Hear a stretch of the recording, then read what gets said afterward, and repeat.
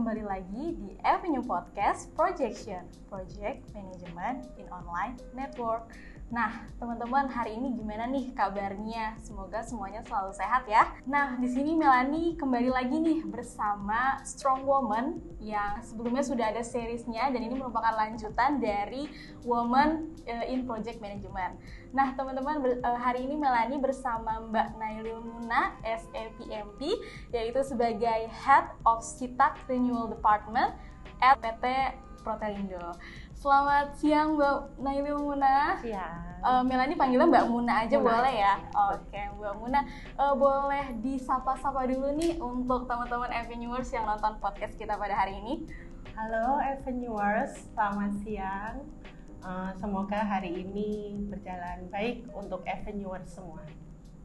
Baik, hari ini Mbak Muna sehat ya? Alhamdulillah. Alhamdulillah sehat.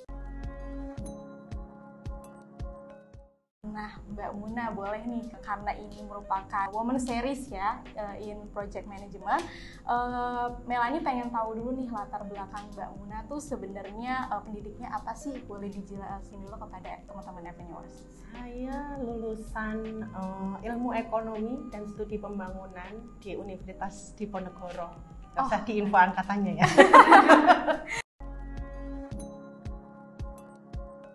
Oke, nah seperti yang tadi Mbak Muna sudah jelaskan, kenapa sih akhirnya berpindah haluan ke project management nih Mbak Muna?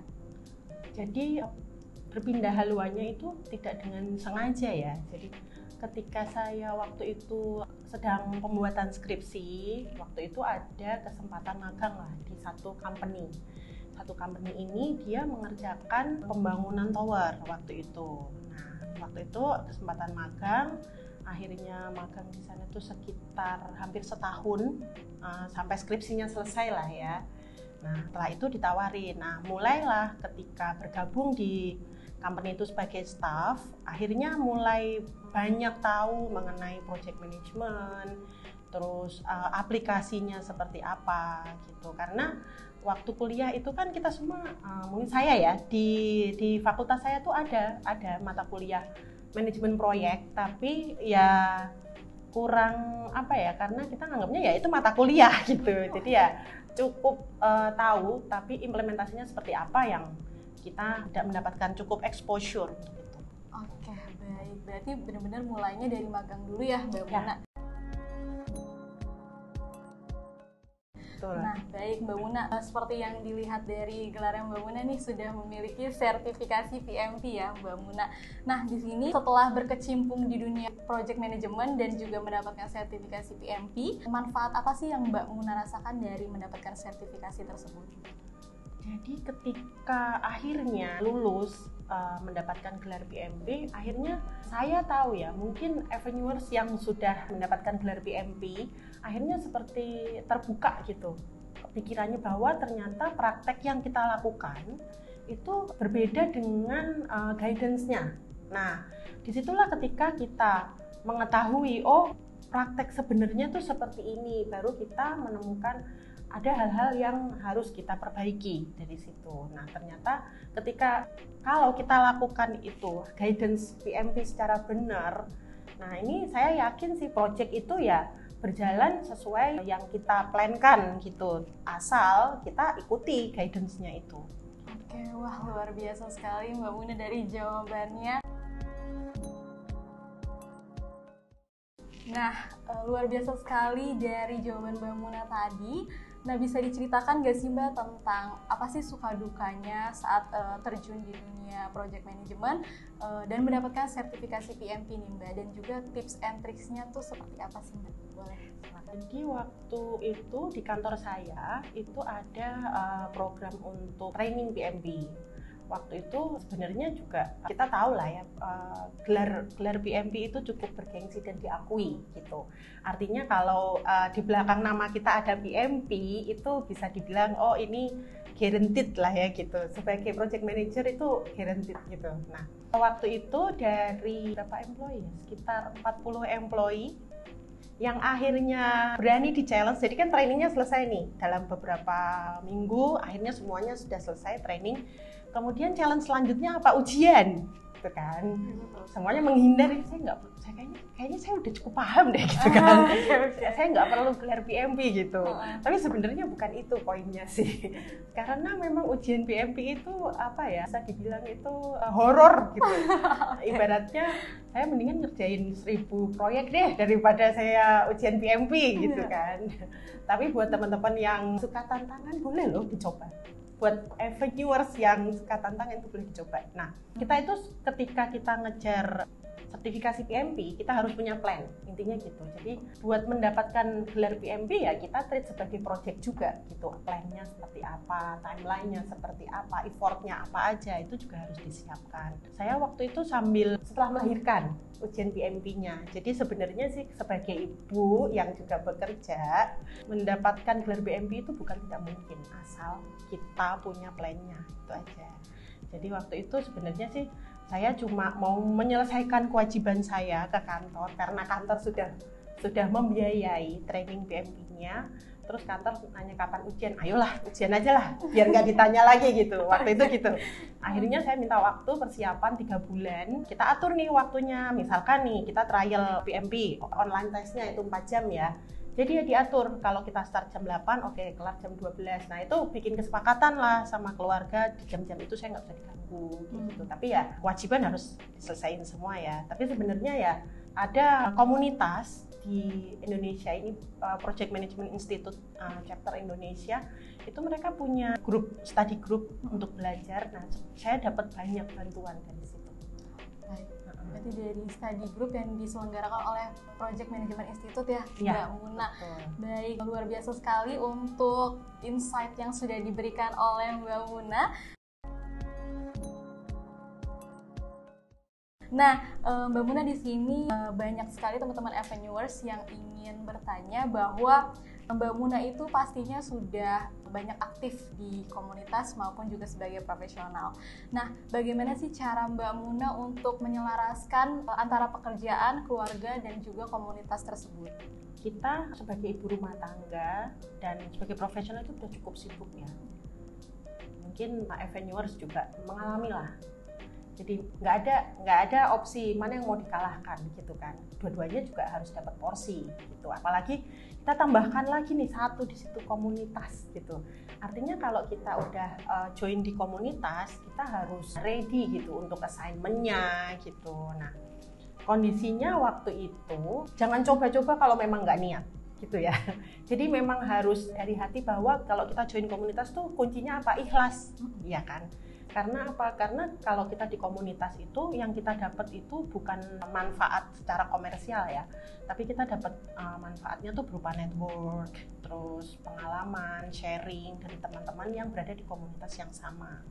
Jadi waktu itu saya membaginya itu di kantor, ketika jam istirahat saya mengerjakan task atau assignment yang saya dapat dari komunitas gitu. Itu ya boleh dibilang pengorbanan memang, tapi kita kan dapat manfaat juga dari situ gitu kan. Jadi artinya ya untuk mendapatkan gimana sih kita dapat jaringan teman-teman profesional dari berbagai bidang kalau kita nggak join di komunitas gitu. Karena ya harus diakui ya, ketika kita udah mulai bekerja, teman-teman itu kan makin mengerucut, makin sedikit, dan teman-teman kita tuh ya hanya yang berada di industri yang sama gitu kan. Misal kalau saya di telekomunikasi ya temennya ya itu lagi gitu kan, kemana-mana juga ketemunya teman-teman telekomunikasi. Nah di komunitas ini kita ketemu sama teman-teman yang dari background yang berbeda gitu. Dari situ kita dapat sharing dari teman di industri mereka seperti apa gitu. Oke, luar biasa sekali untuk jawaban yang sudah dipaparkan oleh Mbak Muna nih. Nah, di sini Mbak Muna seperti yang kita tahu kan banyak sekali manfaat yang telah Mbak Muna pelajari selama ini di bidang manajemen proyek. Nah, bagaimana sih Mbak manfaat yang Mbak rasakan dan bisa diaplikasikan di kantor maupun juga di keluarga?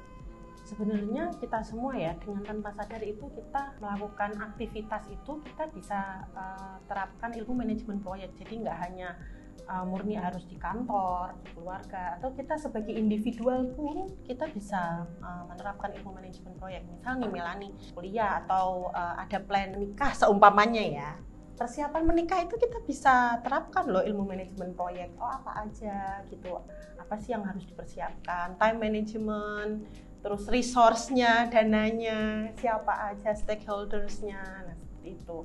Kalau di kantor pasti ilmu manajemen proyek itu nggak perlu ditanya, pasti sangat bermanfaat karena memang everyday life-nya orang project itu ya kitab sucinya itu ya manajemen proyek itu gitu kan. Jadi ya setiap hari itu memang harus kita terapkan itu. Manfaatnya ya kalau ada terjadi sesuatu kita kembali ke situ. Jadi semacam ada kita recheck kembali, oh apa sih yang terlewat dari kita gitu, dari penerapan manajemen proyek. Kalau di keluarga yang ngaruh banget ya, yang ngaruh banget itu manajemen stakeholders. Karena sebagai ibu itu bisa dibilang senternya kan, tapi dengan belajar manajemen proyek itu senternya nggak harus ada di ibu loh. Kita semua itu adalah senter dari keluarga gitu kan. Jadi anak, suami gitu. Jadi manage-nya bagaimana? Nah, buat Avenuers yang pengen tahu silahkan belajar PMP ya. Oke, berarti sangat bermanfaat sekali untuk penerapan di kantor maupun di rumah juga ya. Dan pastinya tidak ada yang rugilah untuk namanya belajar, betul ya Mbak. Nah, di sini untuk pertanyaan yang terakhir Mbak Muna, di sini pasti di setiap proses manajemen atau project apapun itu pasti ada aja tantangannya ya Mbak Muna. Nah, di sini bagaimana sih cara Mbak Muna menghadapi tantangan tersebut, dan kebanyakan juga banyak sekali didominasi oleh pria seperti itu, dan bagaimana tips dan trik sebagai Mbak Muna sebagai strong woman ini menghadapi ketakutan yang didominasi oleh pria tersebut untuk penerapan manajemen proyek itu sendiri. Jadi sebenarnya kalau menurut saya ya, kalau di lingkungan manajemen proyek, pria dan wanita itu punya kesempatan yang sama saat ini. Jadi kita terima kasih kepada pendahulu kita ya, semuanya yang membuka jalan. Nah, sekarang itu women leaders itu sudah sangat banyak gitu. Jadi dan itu diakui. Perempuan itu karena tasnya banyak, keinginannya banyak, jadi mereka cenderung lebih gesit. Harus diakui ya. Jadi perempuan itu kenapa sih dia lebih ya karena PR-nya banyak, pengennya pokoknya cepat selesai karena sedang mengerjakan ini pikirannya sudah kemana gitu kan. Nah challenge-nya apa sih? Challenge-nya itu sebenarnya stigma ya, bahwa perempuan itu ketika pengambilan keputusan dia cenderung emosional, ada mengalami masalah itu baper gitu, bawa perasaan, padahal sebenarnya nggak semuanya seperti itu sih. Artinya ketika perempuan dia di-assign sebagai leader, saya yakin pasti ada hal-hal baik dalam dirinya yang bisa dimanfaatkan oleh company gitu. Jadi company juga nggak asal ya milih perempuan, kenapa saya pilih Melanie gitu daripada temennya yang laki-laki.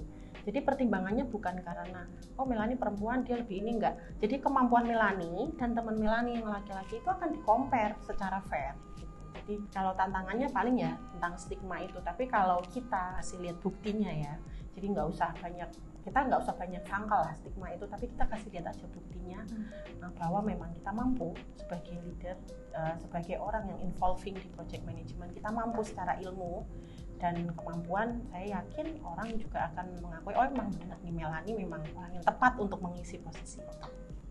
Wah, luar biasa sekali, sangat membuat Melanie terpacu untuk terjun di dunia project management dan juga ingin berusaha menjadi yang lebih baik lagi ke depannya.